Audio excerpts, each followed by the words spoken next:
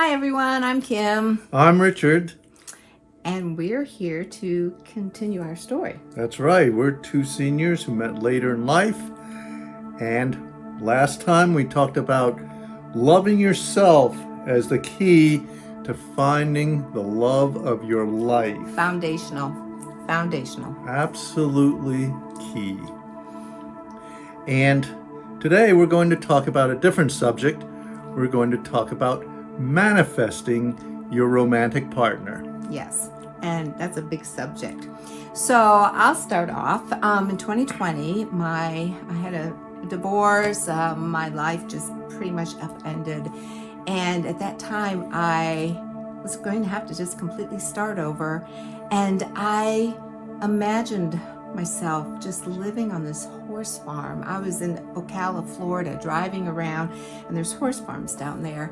And my heart just cried out, oh, that's all I want. I just want to live on a beautiful property, help with the gardens. And that night I manifested a place in Tennessee where I could do just that, work in the gardens and help on the property. And so I moved there into this beautiful 140-acre horse farm. It was for retired horses. And at that time, I was healing. I was really, as I said in the last video, really coming into loving myself and just being really happy with being my own best friend and doing the things I love. But then I noticed maybe a partner would be nice. And one morning I woke up and I walked into my little seating area and I had a vision of this man sitting on the couch and saying, you're gonna have to get online, I'll find you. I'm like, well, it just like, okay. But then I kept feeling into and imagining what life would be like with really the partner that was just really right for my soul. And I would have these visions. It was like using my imagination. I would be at the kitchen sink and washing dishes, and I could imagine but also have the feeling of this presence, this man coming up behind me and putting his arms around my waist, and it just seemed so real. And then I would look out the window and I would have another vision of the man coming and walking towards me on the porch. We have a white picket fence and this arbor, and he would be coming walking under the arbor towards me. And so these imaginations weren't just fantasies, they were feelings I was experiencing. I was living out this dream. I would walk in the woods and just imagine my partner, holding hands and walking in the woods. And there was this beautiful alcove, this little place in the forest that was just so beautiful. And I would imagine just dancing in the forest with my partner. I know it might seem crazy, but it felt so real and so true. And I just knew there wasn't like a longing. It was more of like a knowing. I knew that the perfect match was going to come into my life in the perfect timing. So imagination, feeling into the reality of what you're wanting to create, that was key for me. That's right. And I have my own story. Yes, you do. That's right. Now, back in March of 2024, I'd come down to Roanoke. I had no intention of getting into a relationship. I've been married twice. I've had 2 other major relationships, and I felt at this stage of my life, I've had enough. That's enough for relationships. I was just happy to live the rest of my life. Done. Like a tired old man. Single, and go on that way. However, things changed in end of February for me. I had a big financial loss.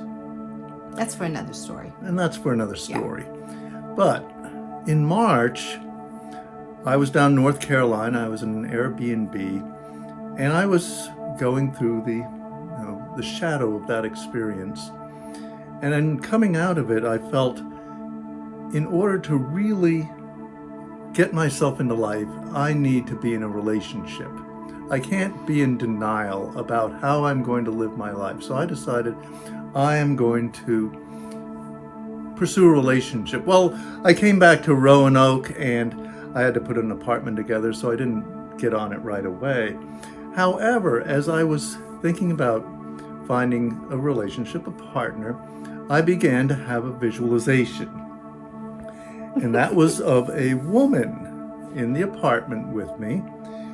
She was in a white dress, and she had a, sort of a fuller figure. And the thing was, I could have imagined anything I wanted. It could have been a woman in a yellow dress. It could have been very slim, tall, but she wasn't tall. She was about 5'4", around there. And I would imagine her sitting on my lap. I would imagine her in the kitchen with me. And so I was imagining this woman. She also had bangs. Now I couldn't see her face, but that's the thing I couldn't see. But then I also got a name one day when I was working with my guides, and the name was Clarissa. And I thought, well, I don't think that I'm going to have that she's going to be Clarissa. That would be just amazing. So I decided to look up the name Clarissa. Well, Clarissa is a variation of the name Claire. So I looked up the definition of the name Claire, and it means clear and bright. Now you judge for yourself whether that's true. Now there was another part of the manifestation, and this has to do with writing things down.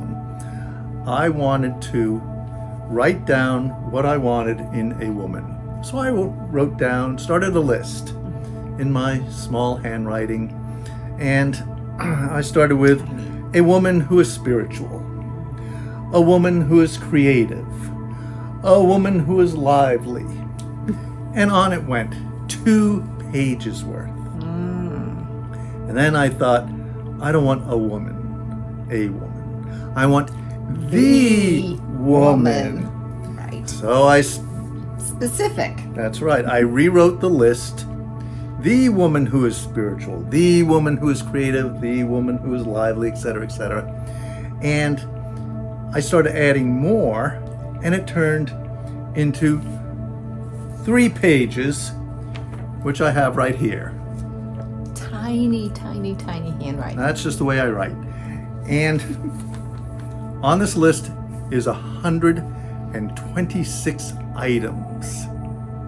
Now, if you want to know how this turned out, how these 126 items might have worked with my partner, my darling Kim, then you'll have to watch the next video. Yes. And, talk about the writing. I had a little writing experience of my own. I was house sitting in Florida and walking along the beach, and I saw this amazing looking bottle, and immediately it was like Spirit said to me, you need to write a message in the bottle. It's for your beloved, and toss it out into the sea, and he's going to get it. I know, I'm really imaginative, right? So I picked up the bottle, I came home. Oh, by the way, imaginative is on the list. I came home and I wrote down this love letter to my beloved, and everything that I was imagining.